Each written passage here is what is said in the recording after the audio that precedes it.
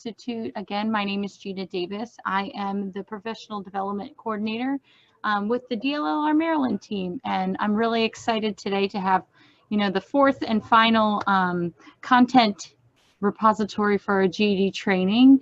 Lynda Geoffroy is going to be leading us through our session today. If you have any issues throughout the training whatsoever, please feel free to chat me directly in the chat by changing who's in the to line from everyone to Gina Davis, and I'd be more than happy to help you. And obviously, it's okay. You're more than welcome to participate. We'd love to have you. And thank you, Amy. You beat me to the punchline. Please go ahead and introduce yourself, say what program you're from and your role within that program. So I see a lot of names here that are repeat offenders. So thanks for joining us again. And without further ado, kick it to you, Lynda. Thank you so much. And I do apologize. I had everything set up on one computer, but I couldn't get audio and video at the same time. So thanks to Gina, who helped me hook everything up. I'm now on the phone, so hopefully you'll be able to hear me okay. And thanks for sticking with me and starting a little bit later. Kind of new to this technology, so bear with me as we go through this. And I'm also really nervous. I have presented before. I know I've seen probably some of you at MACE when I presented, and it's always hard when you can't see people's smiling faces and nodding faces. It's just me and the screen, and so I'm a little nervous. So I'm going to try really hard not to talk too quickly, because when I get nervous, I talk really fast. I'm from New York. In New York, that's what we do. We talk with our hands and we talk really fast. So I'm going to slow it down, and then if you have any questions, please just put the information in the chat box, and Gina will tell me stop, pause, and then we'll answer some questions as we go through. All right, so I'm going to talk today about the reasoning through language arts, and the main focus of this presentation will be on reading instruction. And the only reason I do that is because writing is its whole other, there's a lot to unpack with writing, and the research out there shows that better readers will become better writers. And unfortunately, the reading instruction tends to get left behind. Many of our teachers feel more comfortable teaching writing and having just students write, and so they don't do a lot with the reading. Also, of course, and you know this if you've attended the other workshops with Kathleen and Adora, if you have students who do well with reading, they will do well in every other section of the GED, even mathematics, because mathematics is a language in itself, and the word problems are where students struggle. So reading is just that important, and I don't say that because just because it's my love, but it is that as well. Before I came to HCC, I worked as a reading specialist in New York, and I did this for, goodness gracious, I'm very old, so over 20 years, and I just love reading instructions. So anyway, that's a little bit of background on what we're doing here, and I'm just going to move right along. So some of you may be familiar with this. I did this at the last MACE presentation. This is something I used to do with my teachers I worked with when we were getting them trained for reading instruction. And one of the first things I got was a lot of pushback from teachers. Why do I have to teach reading? I don't know how to teach reading. It's, that's something that students should have learned in schools. And, I don't know why they can't read. I just tell them, read it again or read it more slowly. And I don't know why they don't get it. So I would give them this little activity to do so they can kind of understand what goes into being able to read and to comprehend. And so I'm going to give it to you to do. It's a little bit of a test, but you're not getting graded today. And I want you to kind of go through this passage. I'm going to read it with you and see if you can answer the questions that follow. Okay, so just think a little bit about it. And then when we're finished, I'm going to ask you to reflect on how you were able to answer those questions and why you feel you were able to. Okay, so this is a very, very important article about Traxoline. And so we're going to read it together. It's called The Montylation of Traxoline. So here are your directions. Pretend you're one of your students, if you will, taking a reading test. Read the passage below and answer the questions that follow. it is very important that you learn about Traxylene. Traxylene is a new form of Zienter. It is montilled in Serrastana. The Serrastanians crystallate large amounts of Fevon and then proctor it to quasal Traxylene. Traxylene may well be one of our most leucized Snezlos in the future because of our Zienter lessilage.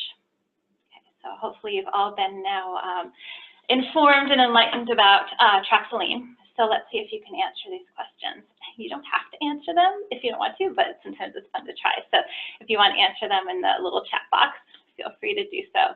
I have no prizes for you today except the joy of knowing that you used your reading strategies. So number one is, what is Traxylene? I want to give that a try. See, can I see the chats here?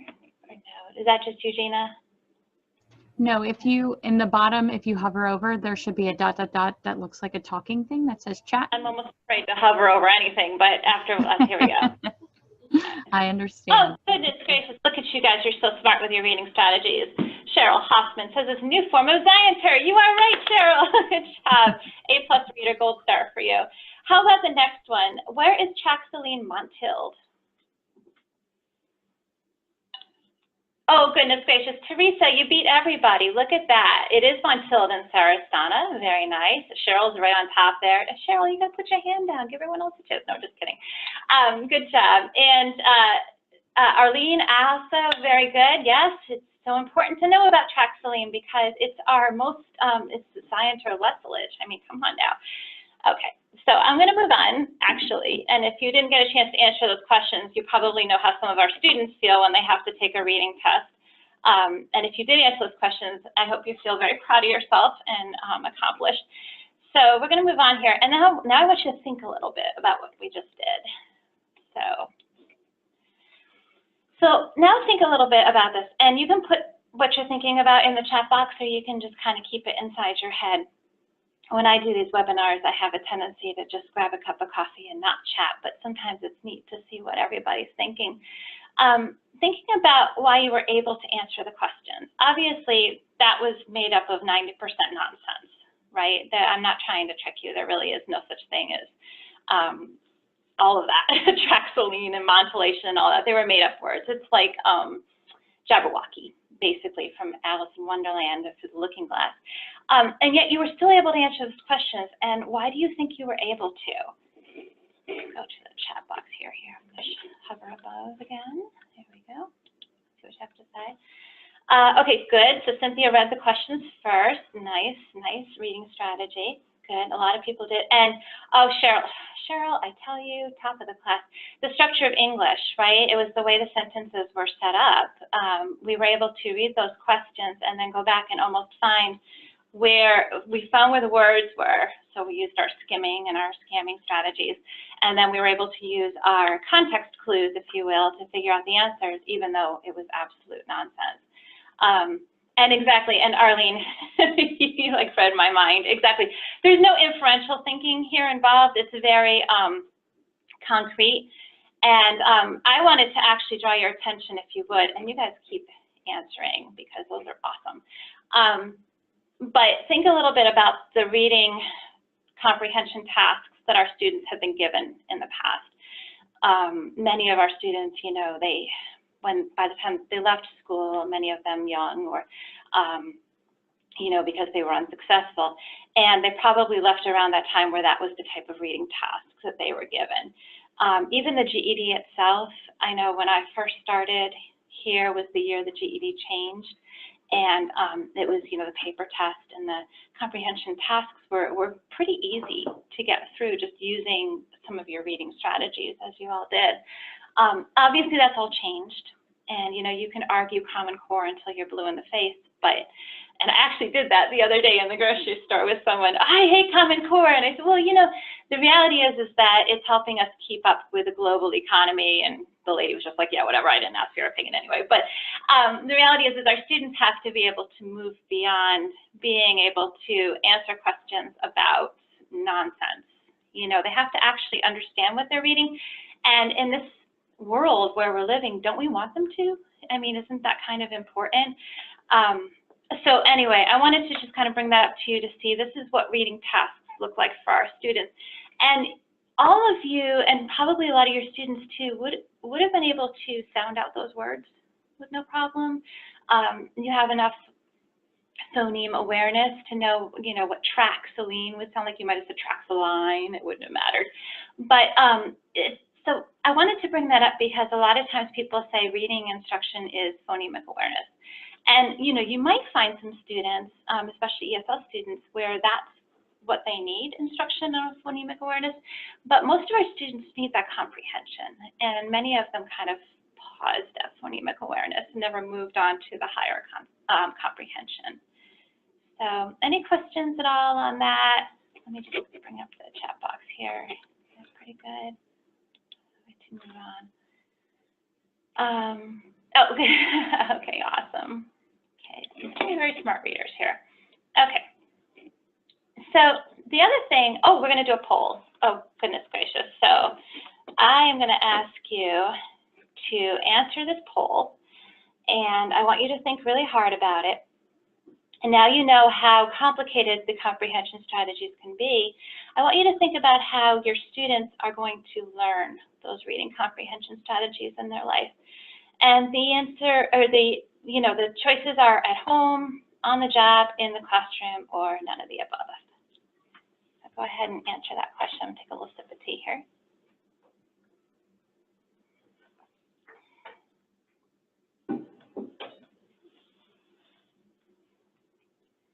57% voted. I love this poll thing on. I can see how many people are voting. Sometimes when I'm doing a webinar, this is where I run to the bathroom, is when the poll is going on. Like, I have to get better about my webinar viewing strategies. Okay, so now you are seeing your poll results, and you'll see that 72% of you said in the classroom.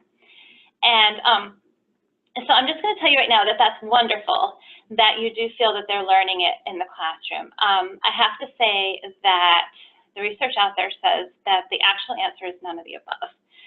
Most of our students are not being taught reading comprehension strategies within the classroom. We do have some wonderful teachers who are able to do that, but most teachers, what they'll do is they'll say, I'm going to give you some silent reading, and I want you to sit and read for half an hour and answer these questions. And what you're going to find is you're going to have students who are faking it. You will have students who just check out completely, don't even try, just don't come back. You're going to have students who answer every question wrong. They think they read it, but they didn't really understand it. Or you're going to have the teachers who do the round-robin approach to reading. So you read, and then you read, and then you read, and you're going to have that kid in the back, or the 82-year-old lady in the back who's counting out the paragraphs. So when she gets to her turn, she can practice it and not make any mistakes. So she has not heard anything that anyone else is saying and hasn't comprehended it.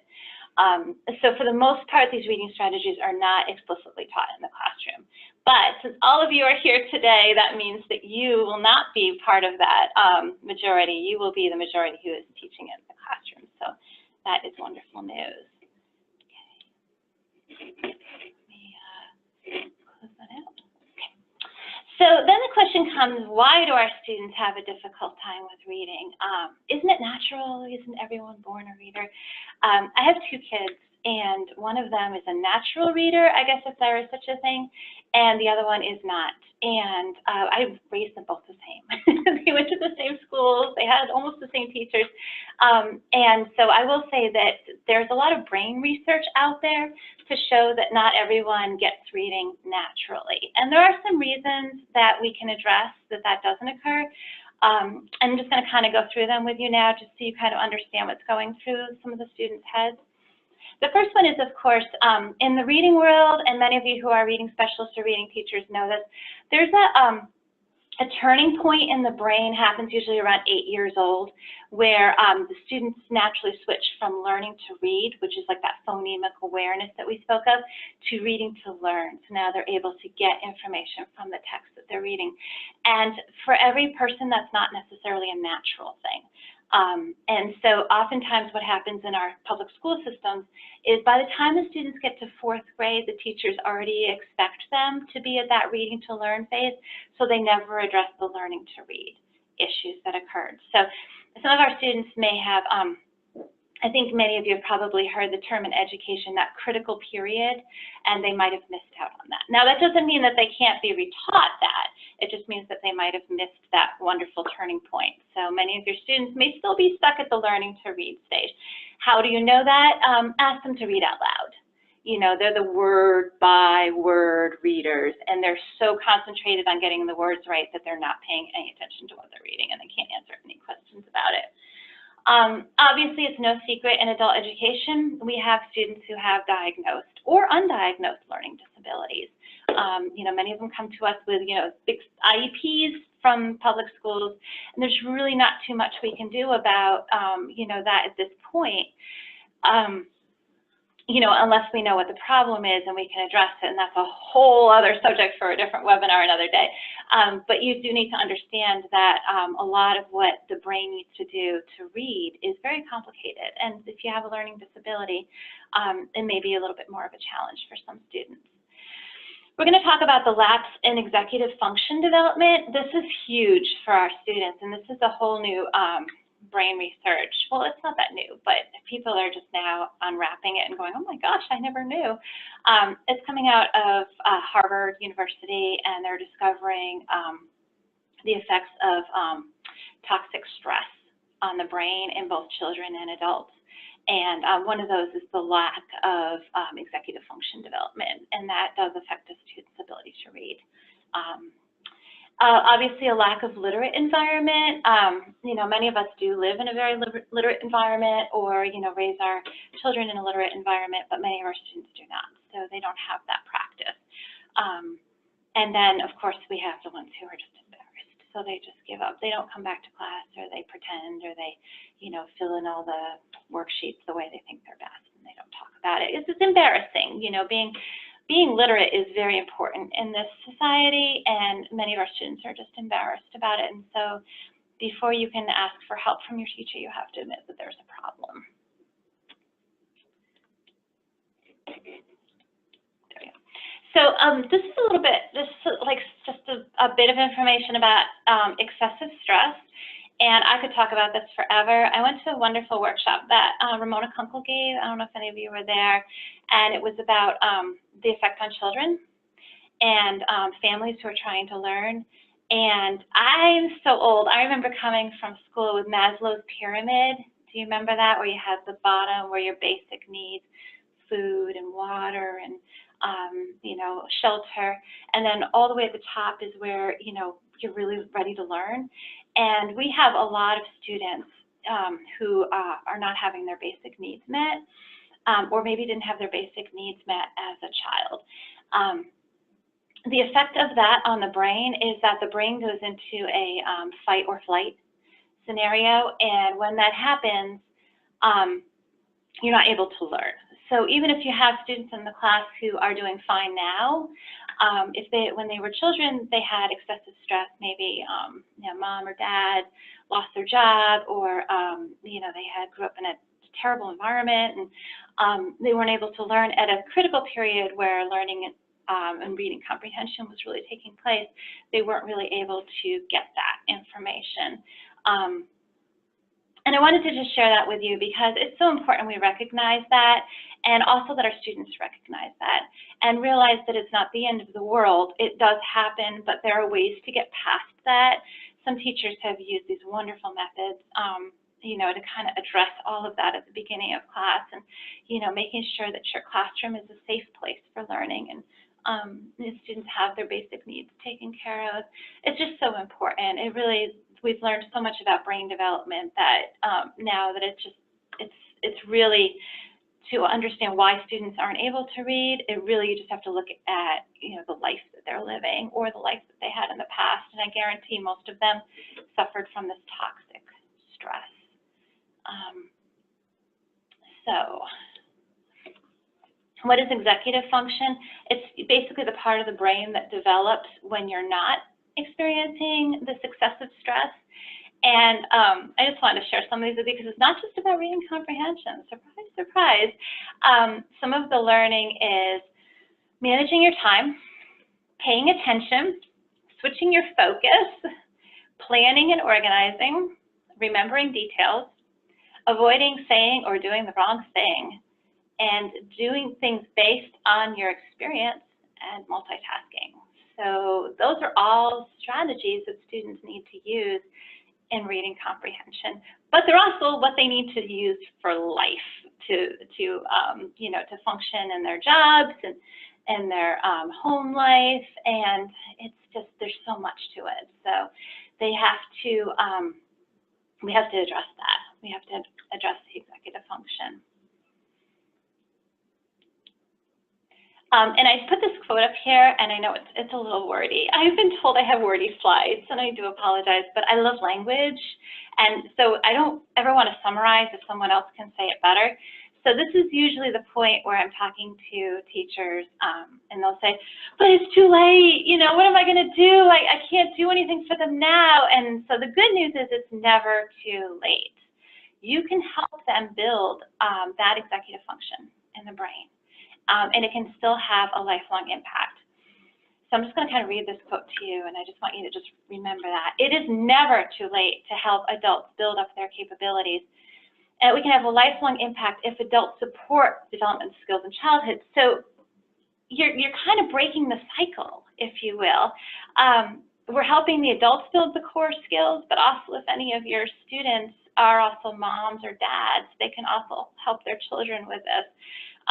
You can provide stable, responsive environments for the children in their care. Our economy will be stronger. I mean, there's just so much to this.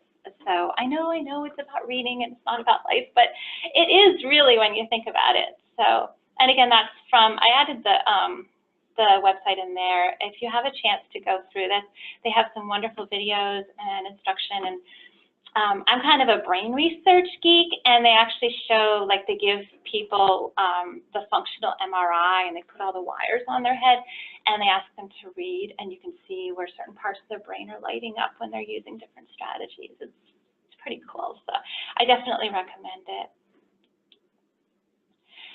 So one of the ways that we can help build up that executive function, even if it hasn't been used in some time, is through explicit strategy instruction. So I told you we'd get back to the reading instructions. So this is the point. Well, what do I do? What do I do?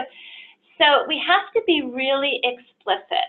And I want to kind of look at it from the point of view of the student. They think we're magic. They think, you know, wow, she's such a good reader. Like, she just knows. How does she do that? And there is a science to it, and they're fascinated if you explain it. And so one of the things that we often do in explicit strategy instruction is a think aloud with students. And we just say to them, this is a really difficult reading task. I'm going to kind of share with you some of the ways I would go about reading it. And we share those strategies, and we also share the names of them. We don't want to make it a mystery. So we'd say something like, you know, I'm going to make a prediction here, or I'm going to clarify my prediction. And we put those words up. I think Kathleen spoke in her last webinar about the word bank, you know, with the stickies, and you put those up there, and you celebrate when students use them. When I taught in New York, I had a really, really rough group of students. They were called STIFEs, which is Students with Interrupted Formal Education. So many had been in jail, and we were trying to keep them from dropping out of school. So I had these like 16, 17-year-old guys who came in off the streets, or their probie officer brought them in, and they were reading at like a 3rd grade level, and they're like, oh, what are you going to tell me?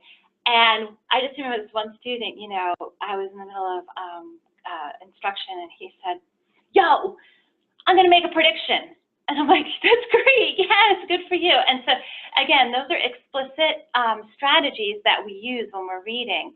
And I'm going to go through with you at the end what those strategies are. If you're not a reading person, or even if you haven't really thought about what you do when you read for a while. But it's really important to make it explicit, to really point out to students, this is what we're doing. And it's not magic. It's not the secret that you don't know. You can do it too. So how do you do this? Basically, you know, basic education. You model it, right? You know, I know for all of you who've been trained as a teacher, this is what we do. We do, I do, we do, and then you do, right? That's teaching. That's been teaching since the days of Aristotle and Plato. It's you know, I can remember like wheeling my kids in the grocery store, and I'd say, okay, this is an orange, you know, an orange is colored orange, isn't that funny? And then the next time I'd say, what is this? Oh, it's an orange, you know, and that's how teaching is. So we do it the same way. We want to model it with them. I use a think aloud method to do that, and I get kind of corny with it. You know, for those of you who don't know me, you've now known me for half an hour, so you now know I'm a pretty corny person. So, you know, sometimes I used to like stick, you know, like the finger, oh, you know, I'm gonna use a reading strategy. When I was working with Kathleen, she had a little thought bubble, and I loved that. I wanted to take her thought bubble, because wouldn't it be great if we just had thought bubbles all the time? And I'm thinking aloud. And then you have your scaffolded practice, okay, where you have them. You kind of coach them into doing it, you know, scaffolding like painters use. We don't want to send them flying off the roof quite yet. And then we celebrate what they're doing using specific language, and then that brings them to the confidence and the skill to do it themselves. I feel like I had a chat in there. Was there any questions or anything? Did you need me to pause, or you're okay? All right, so let me move on then. Let me know if I go too fast. Okay, so what we're talking about today with the modeling the explicit strategies, we're talking about close reading strategies. So I just want to be really clear. You can do explicit strategy instruction with just about anything, but for today, we're just going to talk about close reading. Because otherwise, we'd be here for hours, and I know you probably don't want to do that. So why do we use close reading? First of all, we need to make students aware of why we're reading, what we're reading. Most of the time, they just read it because we tell them to. So close reading strategies will make them aware of why they're doing something, you know, that metacognition, that's so important. We also want to promote critical thinking and understanding, the comprehension. And of course, it's not just and beyond. We really have to have better readers in our society. When you have students who get their news off of tweets and, you know, Facebook and BuzzFeed, they have to learn how to read critically. And then they get to the workplace and they're handed a safety manual and say, here, read this. So it's just so important for life skills. And it's just a survival skill, without a doubt. Time for a poll. Okay. Is that going to come up? There it is. Okay. So here's the question. On their reading comprehension strategies on the GED exam. You guys in a minute. Give them what they think there. I'm sorry. Well, even some people might be, you know, oh, I don't know.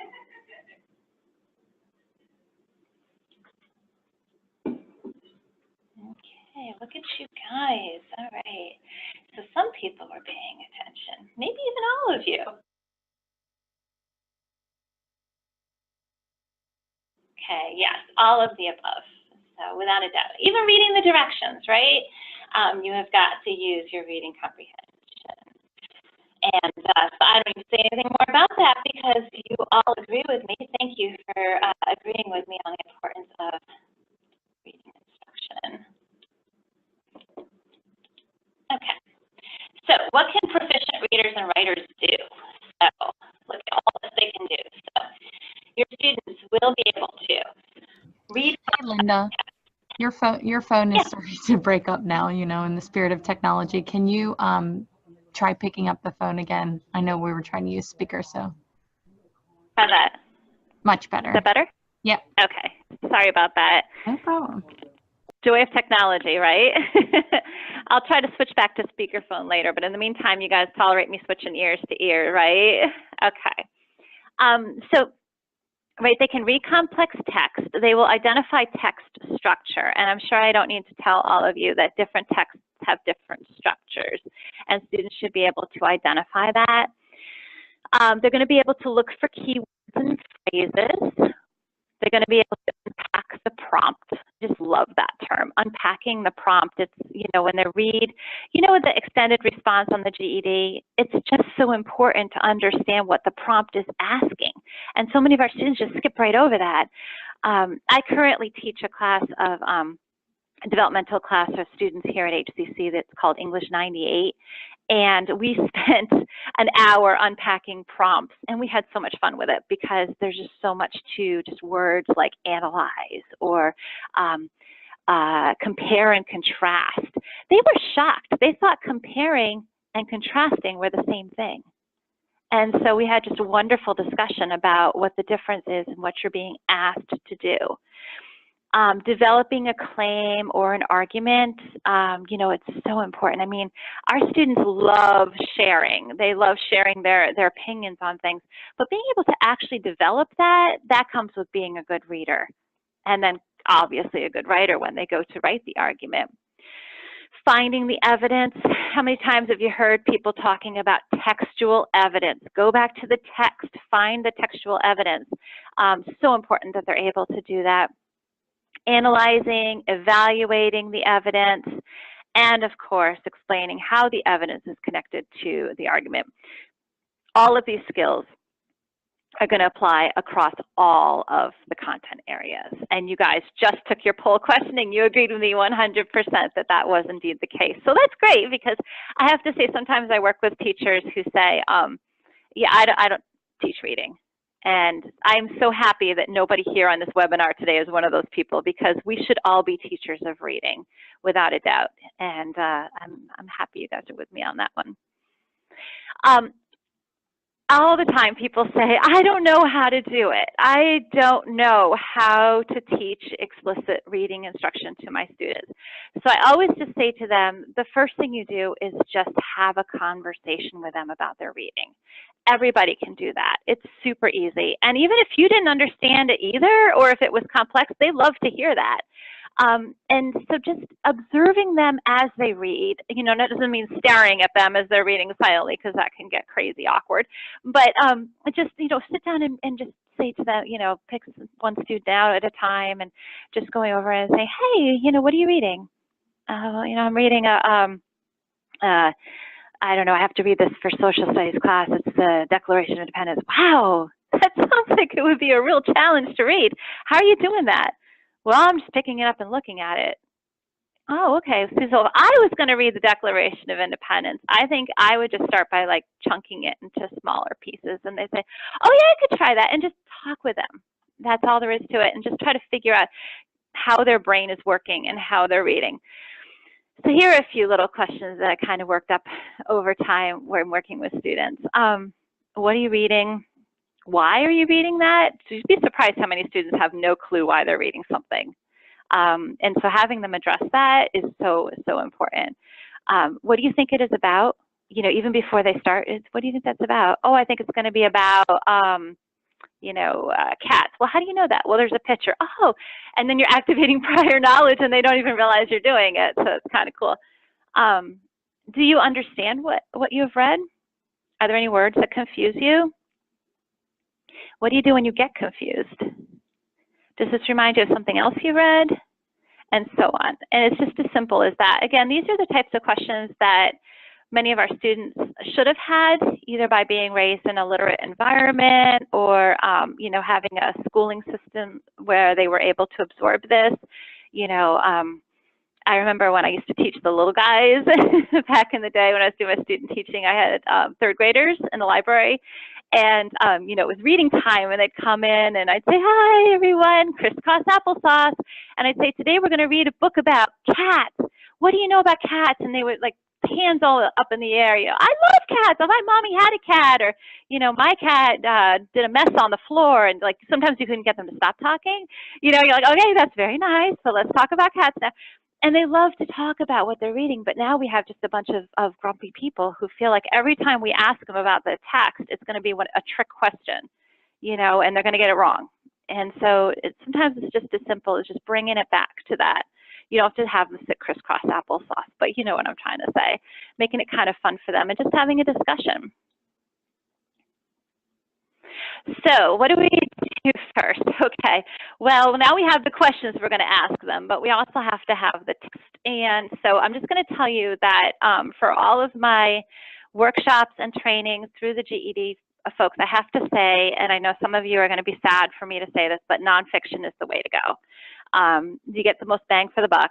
You can get your science, you can get your social studies. Now, some of you are out there cheering because you love nonfiction, but those of you who are like me, you know, I'm like, oh, but can't I just sit and read The Great Gatsby with them? Probably not. I mean, if you have a student or two who are interested in reading literature, that's wonderful. And you can say to them, you know, here's a book, why don't you take it over the weekend and then we can talk about it on Monday, and that's fine. But as far as being able to do well on the GED and in the workforce, you really want to take some nonfiction is really the way to go. 90% of what they're going to get tested on is going to be nonfiction. Do your pre-work. Oh my gosh, I can't believe I'm saying this. Read it first. Okay, so I know, so your teachers are going to say, hang on, I'm going to switch ears. They're going to say, but I don't get paid to read it first, you know, that's not my job. And yeah, I get that, you know, I don't know about your teachers, but ours don't get paid for planning. But, you know, you can't just go into it cold and then ask them to answer questions and you don't even know what they read. That's just wasted instruction. If you don't have a chance to read it first, you can make it part of the instruction. You can say, okay, today we're going to read this passage on climate change. And I got to be honest with you, I was busy, so I didn't have a chance to read it. So what we're going to do is we're going to read it together. And then it's a great opportunity to use your think aloud strategies. And then if you have students who want to read with you, sometimes you have those rock stars who like to read aloud. They can help you out with it. You know, it's really going to be up to the situation, but you definitely need to do some sort of pre-work before you have them answer questions, because if you don't know the answers to the questions and you haven't read it, it's not a effective instruction at all, and you'd be surprised how many times that happens. Or you have the teachers who just bring the answers in the back and say, okay, let's just go with the answers. Number 1 is A, number 2 is E, and then the students don't understand why. And they're just like, you get some who get them all wrong and like, okay, I'm stupid, I don't get it. And again, it's just wasted time. There was no instruction happening there. Teaching students to annotate is really important. And I'm going to show you some examples in a second. You don't have to have them underline everything or have a fancy system of annotation, but the research out there shows that the brain is more connected with the text when they're making notes. And I know they can't do that on the GED, which is a real shame. I wish they could highlight and make notes. But the GED does have functions where they can highlight text, change the color, bring it up larger, copy and save certain things. But the reality is once they get used to that, they don't necessarily need it every time. So it's really okay if they don't have it for a testing scenario. All of our tests are online now. But it's an important strategy for them to have. I know for me personally, and I tell them this, I'll show them my binders. I've got highlighted things, you know, the trainings, things like that. They hate me at the copy center because I print up these manuals and highlight and annotate as I read, because that's how my brain works. I'm more likely to comprehend it. TDQs, those are text-dependent questions. You can't answer the question unless you've understood the text. And it's really important to discuss student answers to those. Just don't rely on multiple choice or guesswork. Discuss them. Why do you think that's the answer? Where did you find the answer? That's always a great one. You feel like you're playing Where's Waldo, trying to go back into the text and find the answer. It's really important. Again, we talked before about retraining that executive function. The executive function is not going to grow back unless we train it. It's like my biceps. I don't know where they went, but I need to start training again because I used to have biceps and I stopped for like 8 months, and now they're all, you know, flabby again, and it's springtime and it's time to have good arms. So, and I tell students this, I'm not going to jump right in and start lifting 20 pounders because that's not going to help. I start small and I train, and then you build that up. I'm not showing you my biceps, by the way. It's sad in this dress, but you get the idea. And then having students write about what they read is that last step that many of us forget to do. And again, that helps to kind of gel the information inside our brains. Besides, it helps them practice their writing. So, you know, you win-win right there. Multiple choice questions really don't have them practice writing. So you kind of want to move past that and have them really write about what they read.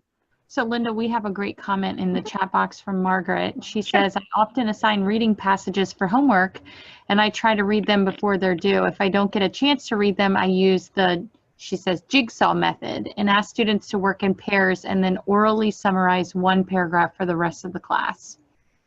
I love it. I love it, especially because the research out there says that adult learners are very collaborative. So anytime you can have them work in groups is such a great situation. And you're helping them, not only they're talking about what they're learning, they're sharing with others, they're learning how to work in groups, which is all, you know, also important. And they're practicing their reading in a place where they feel safe. So awesome. I love the jigsaw method for cooperative group learning. I think it's so cool seeing everybody share and then splitting off and sharing, because it gives a chance for someone to be an expert. Even if they weren't an expert before, they're an expert after the group work, and everyone should feel like an expert at some point. Thank you so much. Okay, so what kind of text? We talked a little bit about this. It should be complex. You don't have to go from 0 to 60 and, you know, throw the Declaration of Independence at them right away, but it should be a little bit challenging, have some rigor to it. Content-rich nonfiction. Anytime you can bring in science and social studies is always good for our GED practice. Short passages. If it's not short already, help students to learn how to chunk it. It always sounds so bad. It sounds like they're throwing up, but you know what I mean. It's like chunking the text. Numbering paragraphs is a really easy way to chunk text.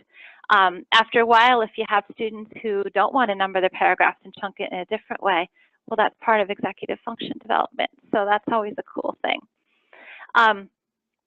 Short passages, as I said, applicable for multiple purposes. Again, more bang for the buck. Teaching reading strategies out of context is never really effective. So put those worksheets aside. They're really not necessary. Bring stuff in that they're actually going to have to know. And anytime you can make it contextual for students, you have them hooked, without a doubt. So this is a link, actually, and I'm not going to actually share this with you at this point, or we won't get a chance for the video. But Gina's going to send this out, and if you're like me and you kind of nerd out over this kind of thing, this is how you can check the text that you're using and make sure that it is rigorous enough and up to the Common Core standards. And it's kind of cool. I don't know. I just think it's really interesting because, you know, it's, first of all, you get teachers all the time who say students can't infer, they can't make inferences, which is one of the hardest comprehension strategies. And, you know, I say, well, yes, they can, but probably not at the level you want them to. You know, they can probably do it at maybe like a third or fourth grade level with the text. So if you say to the student, okay, you know, the sky got cloudy and John took umbrella out of the rack and put his raincoat on, they're able to make an inference that it's going to rain. But if you're asking them to make an inference about global warming based on graphs and diagrams, it might be more challenging for them. So again, if you want to make sure that the text that they're using is up to their level, that's very important. But also keep in mind that some of your students won't be quite there yet. They will be ultimately with your help, of course, but they're not quite there yet. So Lynda, I put the hyperlink right in the chat box if anyone was curious while you're talking about it. And also we got a comment from Teresa. She says she likes using ReadWorks. The texts are lexiled, so she can differentiate, and text can be selected by lexile and subject matter. Yes, indeed. ReadWorks is amazing. I have some links at the end with that, and yes, and so if any of you are not using ReadWorks yet, I definitely recommend you give it a look. It does almost all the pre-work for you, which is nice, but just make sure you don't just sit them down in front of the computer and just have them work on it without also having that conversation with them about it, because sometimes some of those programs make and they take the instruction right out of it. And nothing beats that human being helping them with that, with the explicit reading strategies. But definitely ReadWorks is amazing. And then we also have Whitney said Common Lit. Ah, yes, yes, yes. Oh, that's so cool. I love how everybody's sharing their strategies that they use for bringing materials into the classroom. We've so moved beyond your typical textbook, haven't we? I mean, there's so much out there. And the cool thing is they're all open educational resources. They're all OERs, so they're free, which I love because it just, you hate to send a student out to buy a textbook that they're only going to be using for a short period of time. Definitely. And of course, if you're unfamiliar, some of you who maybe are not reading people and are not sure when we're referring to lexile level, I would definitely recommend looking that up. There's a lot of great information. It's kind of like a grade level, Back in my day, we had to level text. That was what I got paid for in the summertime, was to go into the libraries and level all the text. Oh my goodness gracious, that was boring work. We counted syllables and we looked at vocabulary, and of course content matter and that kind of thing. But nowadays we have computer programs to do that for us. I sound like such an old lady, but they will do it for you. So once you get a basic idea of a student's lexile level, then ReadWorks and some of these other programs will help sort out text at that level. And try not to stay at that same level. Like if you have a student reading at like a 700, you want to kind of keep on top of that student, because for success at college, you want most of them to be reading like around 1200 or so. But there are different levels that based on what kind of text they're reading too. Some of them can fly by with, you know, the lower level is totally fine, but you want to make sure you keep pushing them. Don't let them get stuck at a lexile level. Okay, so we actually talked a little bit about this. I tend to get very talky, so I think I talk about was the keywords in the text, and this is a really important strategy for students to have. And one of the ways that we talk to students is to actually, and I think someone put this as one of their strategies for that montellation of Traxoline exercise, is to look at the questions. If you look at the questions, you're going to find what they're going to be testing you on, and those are generally the keywords. So I have an example of a student who, she passed the social studies GED, and she was telling me, and I hate to say this, I hope the GED people will forgive her. She didn't know what manifest destiny was, but she saw a lot of questions about it, so she knew it was important. So she just went back in the text and she just read all the words around manifest destiny and was able to answer the questions. And she was so proud of herself for using that reading strategy. And I wanted to say, you know, that's, I mean, it's great. It got her through and she passed her test. We, of course, would want students to learn what manifest destiny is because it is extremely important. But in a pinch, when they're nervous on a test, having the ability to recognize keywords and go back to the text to find the keywords and identify where they're being used and what the context is around them, sometimes that gives them a comfort level when answering questions so they're not quite as nervous. Okay, we talked a little bit about annotation, but here are some examples you can use. I'm sure this is pretty obvious to most people. I just used, when I was teaching, I used 3 symbols. Just keeps it easier. A question mark for something that is confusing or they don't understand, an exclamation point for something that is surprising, and an E for an example or evidence. But you can use more if you'd like. I just found keeping it simple really made our students feel more comfortable with the text. The other ones are very obvious, but I was surprised to learn the number of teachers who don't actually chunk text. And I think that, for me, that's one of the first things. Beyond looking at the title and activating the prior knowledge about the subject and looking at pictures and everything else, one of the first things I do when I'm reading is I break it up into smaller portions. And I ask myself, how much time do I have for this? And so that's something that a lot of our students don't do, and they just get completely overwhelmed. And I always taught them too, if you chunk the text at the end of each chunk, ask yourself, what did I just read? And then that kind of, you know, the term for it in reading comprehension is cleaning out the garbage. You know, take out the garbage. If you ask yourself, what did I just read, and you can't answer that question, your brain is too full of garbage. You know, take all that out. Take out, you know, planning for supper, or, you know, when do I pick my kids up, or that kind of thing. Take all that stuff out and just focus on the reading. And if it's chunked, it's a lot easier for them to do that. It's like, I know you got a lot going on in your life, but it's going to take you about 15 minutes to read this chunk of text. Focus, and they can do it. Text-dependent questions. It's very important to discuss students' responses, and I know the person who had mentioned in the chat room that sometimes grading them for homework and you don't get around to it, and that's totally fine. You know, we all have lives, and so sometimes, like she did with a jigsaw, or even just going through them in class or handing them back to students and saying, you know, just sitting with them and saying, I'm just curious, you're not wrong. I didn't get a chance to read it. I'm just curious, why did you write that? And have them talk about why they wrote the answer and what they got out of the text. It sometimes can be very illuminating to find out where they found the answers and the process that they used to do so. And of course, writing about what they're reading. Again, more bang for the buck. They get the writing practice in, and they're working on their reading comprehension skills.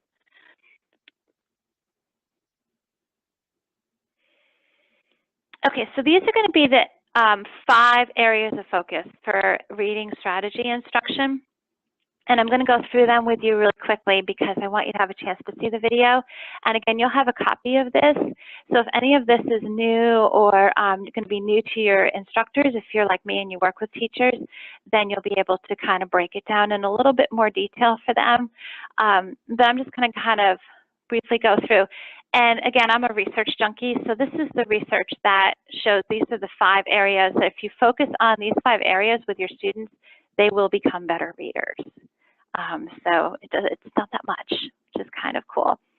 So the first thing we're going to talk, first we're going to take a poll. Sorry about that. We put those in there. So take your poll.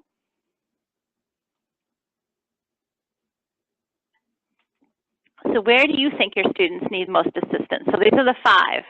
So and this isn't a trick, I promise you. It's just you thinking about your students. And they have increasing their reading rates, vocabulary instruction, pre-reading comp strategies, during reading comp strategies, and post-reading comp strategies.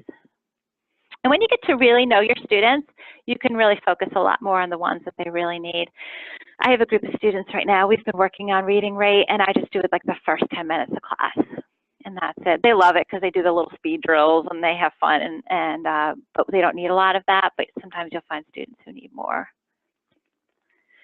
Vocabulary instruction didn't get as much. Okay, that's all right. Lots of during reading comprehension strategies. Yeah, that's the point where all the garbage builds up. Let me check out. Good, good, good. So it looks like the during reading comprehension strategies is the big winner. So that's good because I think I'm going to give you some tools to use to help with that. But again, I have my contact information on there. So even if I don't give you something that you need today, if you want to just talk or email and share some issues, I'm still working on this. I mean, reading instruction is something that it changes every new class, basically, and my teachers, changes every new teacher too. So it's something I love talking about. Okay, this is a little information on reading rate that I always find interesting. So obviously students are going to have to adjust their reading rate based on the purpose of reading, right? Not so obvious to them, unfortunately. And so sometimes this is good information to share with students, is just to talk to them if you give them something that they're going to be reading. And again, this refers to silent reading. This is not oral reading. So, you know, maybe sharing with them, okay, before we do this activity, I want you to think about what is your desired level of comprehension? How much do you actually need to get out of this in order to, you know, what are you going to do with this? Are you answering questions? Are you taking a test? Are you doing a BuzzFeed poll to find out which character on Game of Thrones you would be?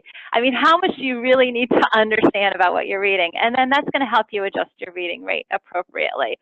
By the way, I'm Daenerys, in case anyone was wondering. So you can share this. Oh, goodness gracious. Okay, that's all right.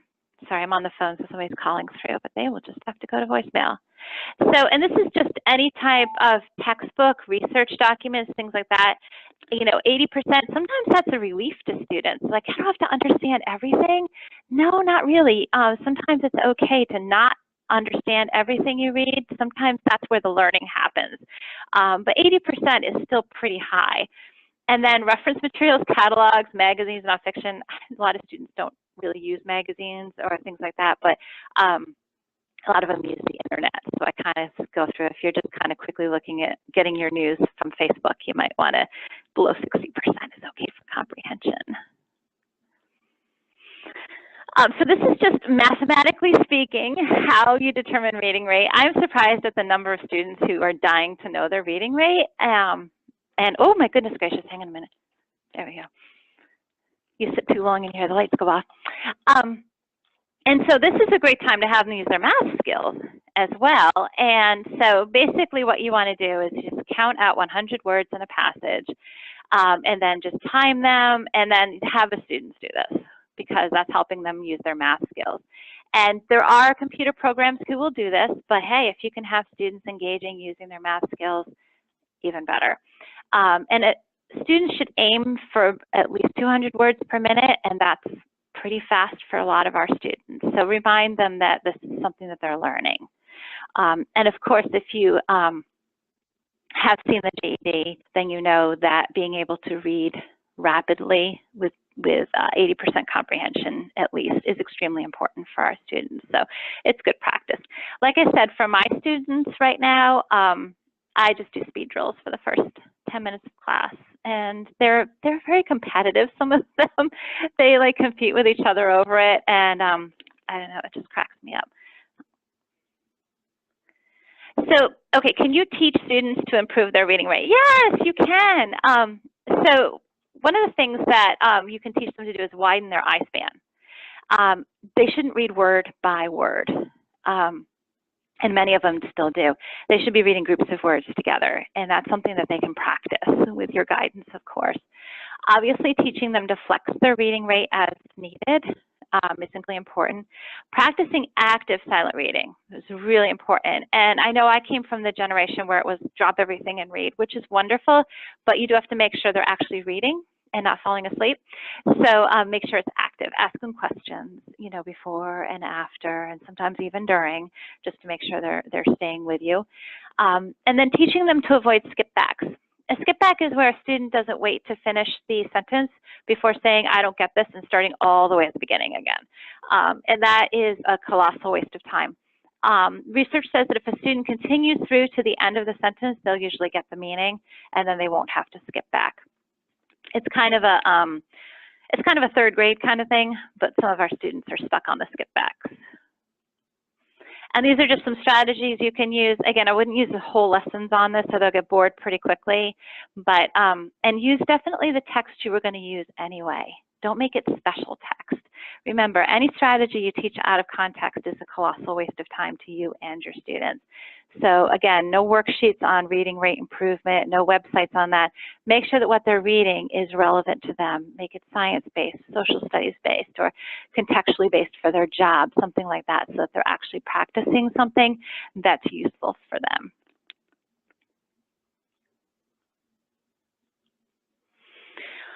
Vocabulary instruction. So vocabulary instruction it's a very complex subject, and there are different ways that students understand words. We have receptive vocabulary, which is them taking it in, and that's listening and reading. And then we have expressive vocabulary, which is speaking and writing. Some students have better receptive vocabulary, and some students have better expressive vocabulary. And it's important to understand that, because even if you have students who are writing and using very low-level vocabulary, that doesn't necessarily mean that they have low vocabulary skills. They may just have low expressive vocabulary. And so it's important to make that connection.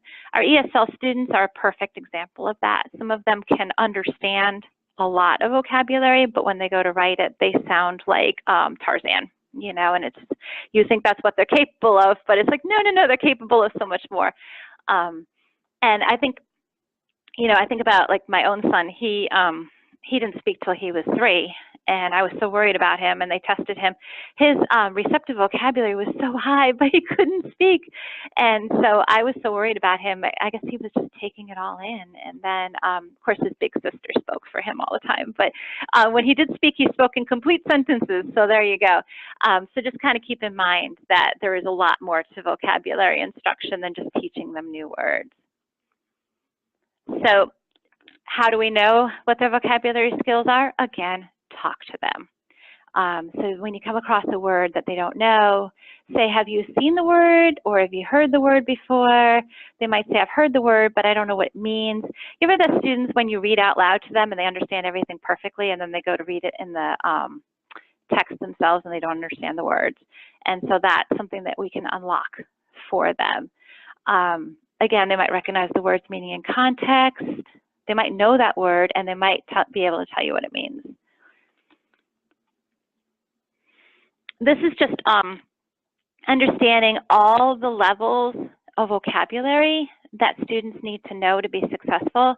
And again, you know, Everyday words, obviously important, high utility academic words, and then domain-specific academic. Vocabulary instruction, you cannot, I mean, I know a lot of you, when you took the poll, you were like, vocabulary instruction, who cares? Don't, just think they're gonna absorb it as they're reading. Take the time to go through the words with them and take some time with vocabulary instruction. Again, not out of context with what they're already reading and writing, but definitely take the time with it.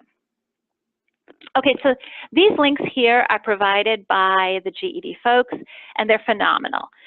And this is just page after page after page of lesson plans for vocabulary instruction. So I am not going to print those all up for you. I printed them up for myself and my teachers, but I know you can do that yourself. So you're going to have those links provided to you. I definitely recommend giving those a look for your students. Teaching vocabulary is so much fun with students, and this will help you.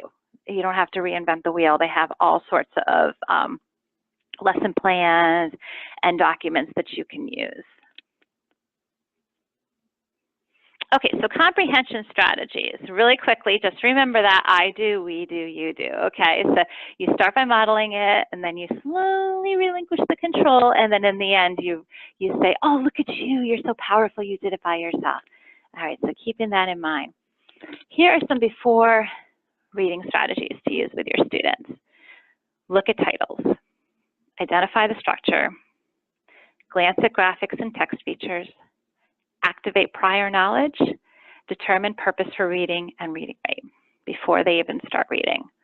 I used to joke around with my students because I'm a Sherlock fan, and I used to call the activating prior knowledge my mind palace. And I'd say to them, I'm going to put this in my mind palace, but I don't know what file cabinet to put it in. What do you think this is about, so I can open up the right drawer? And I'm a very visual person, so that worked for me. But I had students who would say, when they came in, like, oh, this is an article about waterfalls, so I'm going to open up my file cabinet for waterfalls. And I'd be like, look at you using your mind palace. Look at you activating prior knowledge. Again, you want to be explicit about that. You want to explain it to them, unlock that mystery for them. These are some during reading strategies, and many of you said in the poll this is where you want to work the most. And so easy too, which is awesome. Asking questions, make textual connections. I want to be clear too, textual connections don't have to be from like book to book. It could be to a movie they've seen or a television show. That's all text. So helping them to make those connections. Recognizing and using signal words, next, then, first, things like that. Using context to decode unfamiliar vocabulary, and being able to read with annotations. And again, these are all ones that we've talked to. And I would not say to them, okay, I want you to use your during reading strategies, and then, let them have at it. In the beginning, again, you want to do the I do, model it, and then really support them as they go through it. It's new for a lot of them. And then we have our after reading strategies. Chunking the new information for retention. I know we use the term chunking when we refer to making the text, in pieces, but it's also used to create almost like a metaphor for the new information. This is like something else. That really helps them cement it into the long-term memory. Summarizing, asking clarifying questions, evaluating what they've read, and discussing with others. All important after reading strategies. And then, of course, I just had to talk for a minute about inference because it is so important. And I hear people complain all the time, students can't do it. And it's so hard for so many of the students. There's so much that goes into making an inference in text. It's really a higher level thinking skill.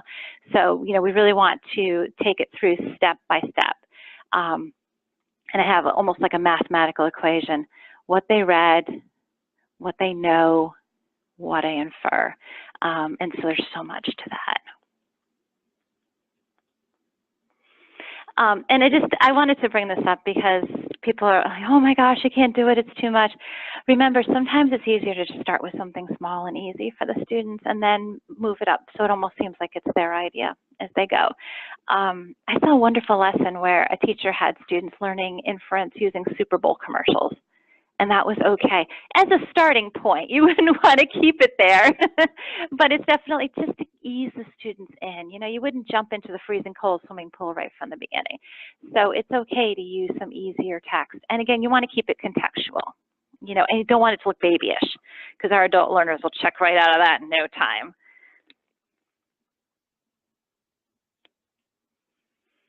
And obviously, the extended response, so many students do not do well on the extended response in the GED, and the research there says, yes, the better readers will make better writers. They'll do better on the extended response. Please reassure that with your students, that because they really struggle with that so much. According to the good folks of the GED, and they wouldn't lie to you or to me, the extended response requires the students closely read the text. You know, they have those two opposing viewpoints. They have to closely read it, determine what is explicitly stated, draw the specific comparisons between two texts, distinguish between supported and unsupported claims, make logical inferences based on evidence, and finally draw relevant and sufficient evidence from the text. And those are all important reading strategies. So, you know, students, I see them struggling so much and all they're studying is grammar. I want to write the extended response, so I'm going to study my parts of speech. No, that's just important, but let's also learn the reading comprehension. Okay, so we have time. Well, we sort of have time. It's a 20-minute video, but Gina, do you want me to just show like 15 minutes of it? That'd be good?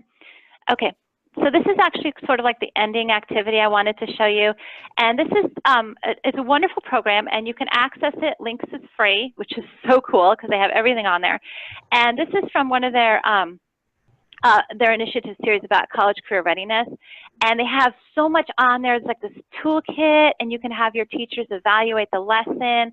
I had my teachers do it, and they had a blast, which is also cool because you never want to tell teachers that they're doing something incorrectly because you want them it to be their idea. So I used this video series so they could see someone else do it because they love to evaluate other people. And so they could see how this gentleman was doing it. So just as a little bit of background, this gentleman is teaching a lesson, and he's getting students ready for the extended response. And so he has his articles, and he wants them to be able to pull direct evidence from the text. And one of the articles is about young kids having their own cell phone. And of course, you'll recognize some of our students in these because they're just, you know, they have all these opinions. I think. And what he's struggling to do is he's struggling to have them use their reading strategies to take the text and draw the information out of it and then to make an argument. And just watching his struggle and how he's able to do it and almost make the students believe it was all their idea in the first place is super awesome. So I'm going to show that to you, and then I'm just going to show you like 15 minutes or so, and then because I know you all have places to go and everything. But if you do want to see the whole thing, and they have a 45-minute one, which is awesome, and they have math ones too. I definitely recommend watching it and watch it with your teachers. Their responses are amazing. This one lady, brand new teacher, she said to me, "Man, that guy's working so hard." And I said, "Yeah, it's hard work, but it's fun." So I'm going to show that to you. Let me just, oh, Gina, can you get that hyperlink to work? I can't get on my end. Thanks. Gina's amazing.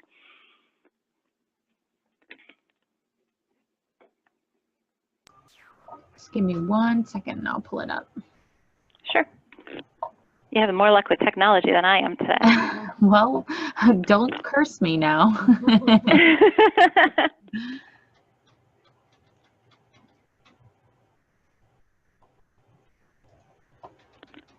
Okay, let's see here. Okay. Is it this first video is the one you want? It's the first one, yeah. Okay, great. Thanks. Did you check the audio box when you shared? Does it work? You have to, let's see. If there's sound, you have to check the box at the bottom.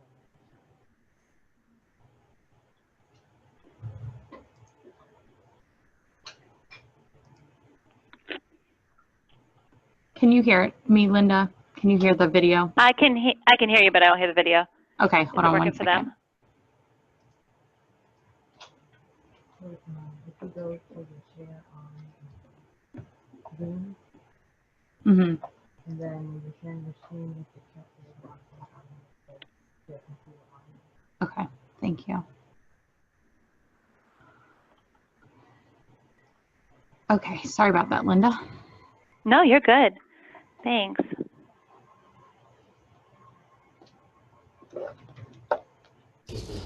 Do tweens need their own cell phones? I chose technology because I found one article that I really liked that had two components with the driverless car. So with that article, I've stayed around there and thought, well, we'll go into cell phones, we'll go into digital assistants. So do tweens need their own cell phones? Just hold up our cards. Should I buy my 8-year-old an iPhone?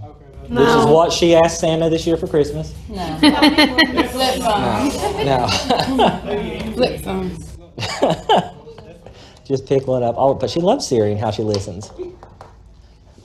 Oh, I see. So there's a yellow packet, and it has an article titled, "Do Kids Need Their Own Cell Phones?" So for this one, I'd like you to work in groups of 2. You'll have to join one side or the other. And same for you, Laura. You'll have to join one of those groups. That way we'll have groups of 3. All right. So use your close reading strategies. Go through there. And remember, if it is a pro, we underline. If it's a con, circle. The objectives that I set for this lesson was to work on pro and con evidence to determine what the author is trying to tell the students. The lesson builds to a writing unit that would have them synthesize the material. But parents are usually the ones buying the phones and paying the bills. Oh, that's neither. With nonfiction text, it's important to be able to determine the evidence presented before you, to look through the facts and find things that support the claim. Being able to determine that this is my evidence, this is this point, not just me saying this is what I feel. Being able to support themselves in evidence will help them achieve their success. When you go into a new job, you have your policies, you have your manuals, you have things that you have to follow, and you cannot base it on this is just how I feel that we should do this, that this is based on I need to do it this way. And like right here, Yeah, I'm not seeing any what Brandy is just underlining. I'm talking. But that's I completely got him convinced why cell phones are not okay. I mean, flip phones are okay. Prepaid cell phones are okay. But we're going with the evidence that we have, and that's what we're going with. All right. well, sorry, I was giving my opinion. I know. Hey, that's like what they Nothing wrong with your opinion. But for this assignment, we need to look on What were the we evidence. underlining again? Underline the pros. So, Okay. so reasons Well, for what if it. I went for all cons already? But that's all you see. I've That's done pro and con. Okay. That's what me and Angie Yeah, did. that's just like with this outline. I would go around and check and see who was underlining what, circling what, keep them on track, make sure that they are finding both pros and cons, that they are not getting caught up in, well, this is what I believe, and let's talk about this personal experience for a while. When we're talking about evidence, the importance of evidence is not what you think, what you feel, it's what you have in the document. So, occasional friendly reminder, this is wonderful, this is good, and I understand this, but what does the article say? What do you have in here that supports this argument? I don't know, my 3 kids, as long as they got Wi-Fi, they're in the house. You don't have to worry about them, like, being kidnapped or anything like that. Underline the pros. So reasons for Yeah. Yes, yes, okay. Oh, I didn't get to those 2 that you got that I didn't. Playing outside. It's hard because 8-year-olds, when we were little, all we did was play outside. All right. On the left-hand side of your paper, there are 3 white sheets of paper. I want you to take 2. You have the one just in case you mess up. On one sheet, I want you to write evidence for a pro, and on the other sheet, I want you to write evidence for a con. Okay? You can pick whichever ones you want to discuss to your partner, so you're all writing different ones. Does it have to be something that was in the paper? Something, it is evidence, so it has to be written down. Off of that one, yes. We are doing the ones with cell phones. So a pro tween cell phone, a con tween cell phone. One of each. One of each. You have to do one pro and one con. And it's got to be textually supported. want to for the blue paper and the yellow paper? Just the yellow paper. We're just focused on the yellow paper.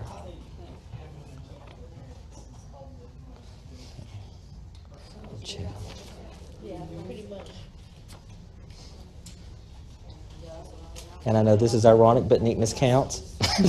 Oh, yeah, we're handprint. That's right. All right, one on each paper. That's why there's two. There you go. There's three. I have three. Yeah, I planned for it. To me, the most challenging part of the switch to the CCR is the planning, the lesson planning, putting in words what I need to have in a solid lesson, what I need to reach the students. I need to make sure that there is complexity in what we go through. A few years ago, we began incorporating the standards into our lessons and into our materials. We did start to see great success with our students. It makes it easier in planning. We know how we're going to proceed. We know the standard that's supposed to happen next, what we should have covered before. We're not jumping around from one subject to the other. The first year that we started it, we had easily a 20% increase in the amount of level gains that we had. I don't think the radiation is a worry. Maybe the cyberbullying. Yeah, that and this. Playing outside and hanging out with friends, being couch potatoes is what phones cause. I don't know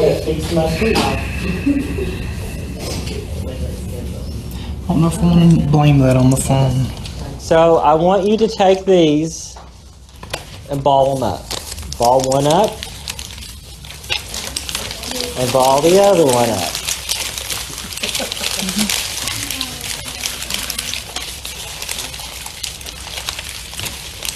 You see everyone has both of them already?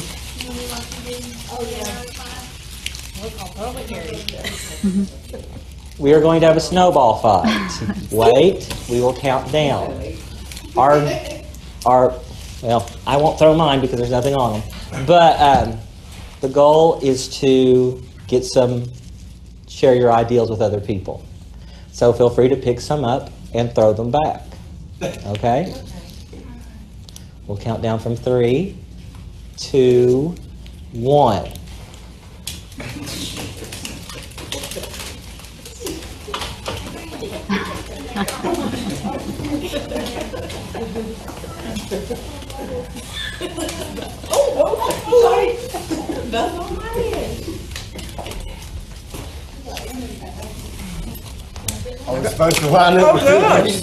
So everyone needs to make sure that they have 2 snowballs. If someone has extra, they can share it with. I have one here. Everyone got 2? There you go. Who doesn't have 2? Okay, send it over here. Goodness, apparently we were the popular table to throw at. Does everyone have 2? So what we have is a bunch of evidence. Go ahead and open it up and look what someone else wrote. One of the things that we need to do is organize this. Now I noticed some people wrote pro, some people wrote con, but not everyone did. We'll see how that goes. Well, that went too far. Yeah, 2 pros. Same ones. Keep in touch with family and friends. So what we're going to do is take the evidence that we have and group it into a graphic organizer. This is just a simple T-chart. One side's pro, one side's con. So each group will share slowly enough for me to type, and we'll fill this out together. So we'll start with DJ. Look at your articles, and one of those, and it says it's a pro or con, so that makes it a little easier. Read it and see if you think that is a con. And if it is, you can say, well, this is what I'd like to have as a con. Kids are missing out on other activities. Plugged in kids are missing out on other activities. So is that a con? Alright, so plugged in kids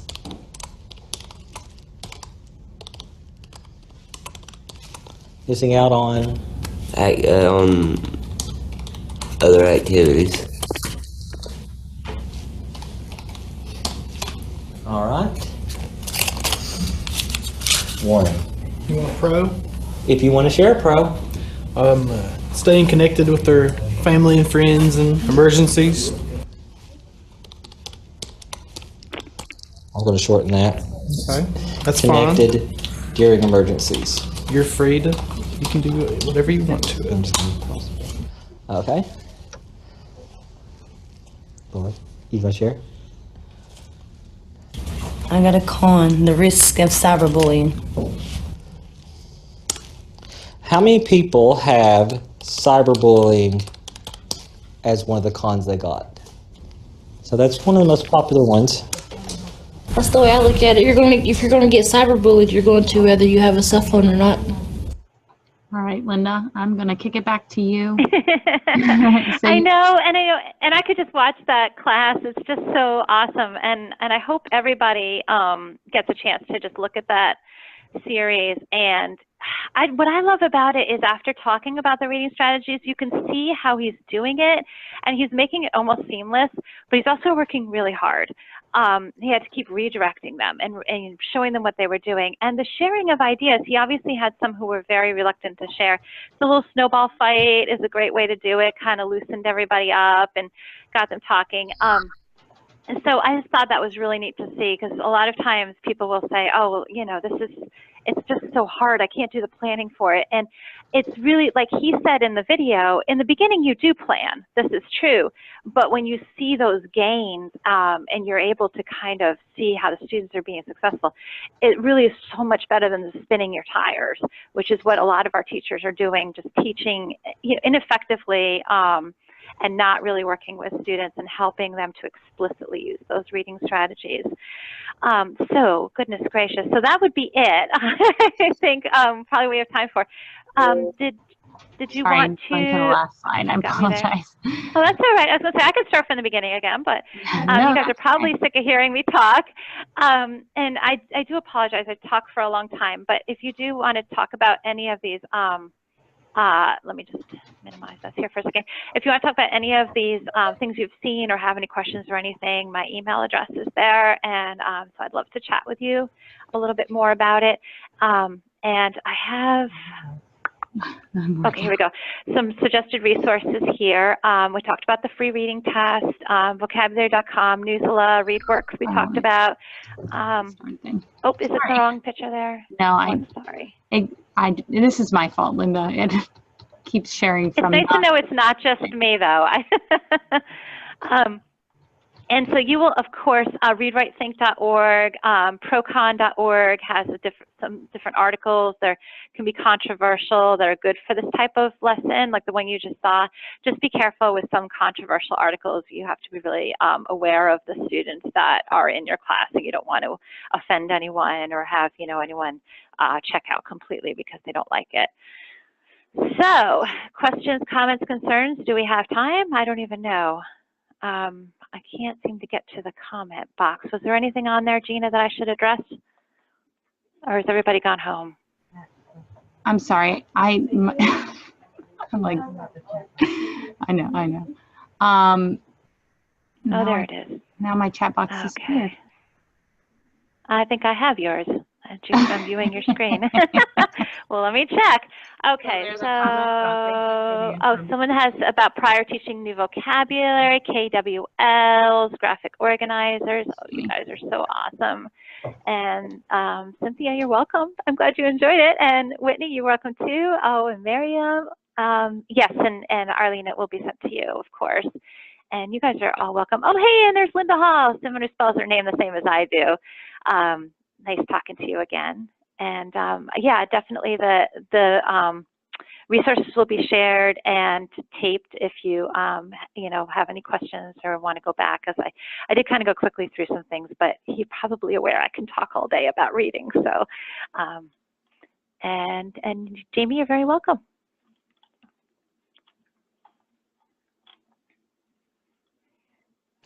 All right, everyone. Well, thank you so much for joining us today and for the last now this will be the 4th session. So thank you for joining us for the whole series. Reminder, if you need anything, feel free to reach out to me directly, and I'll be sending this out tomorrow. And have a wonderful week.